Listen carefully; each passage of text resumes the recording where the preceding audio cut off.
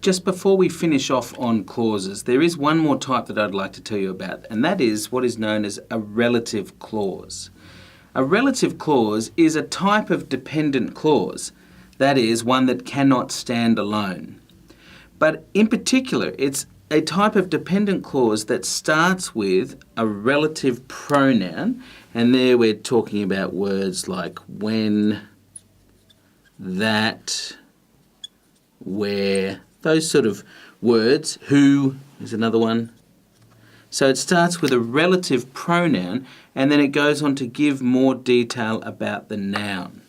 It's called a relative pronoun because it relates to the word that its relative clause modifies or changes. The best way to explain is to show you a sentence.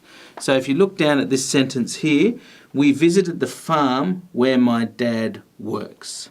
So we've got a noun here, the farm, and we're looking for how the relative clause is going to give more detail about the noun. So here's our noun, the farm.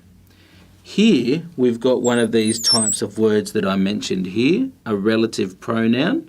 You'll see it's right there, where, because a relative pronoun is relating to the information that is going to give us more detail about the noun, the farm.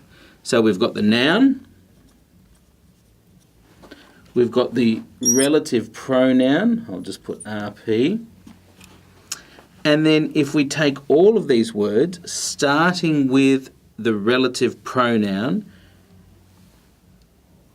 where my dad works, that is our relative clause.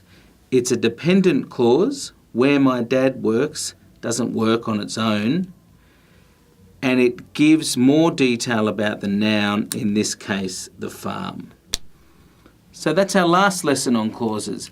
Relative clauses, which are a type of dependent clause, but one that in particular uses a relative pronoun to kick it off. Words like when, that, where, who, which, whose. If you can remember that, you're going to be an expert on clauses. Thank you.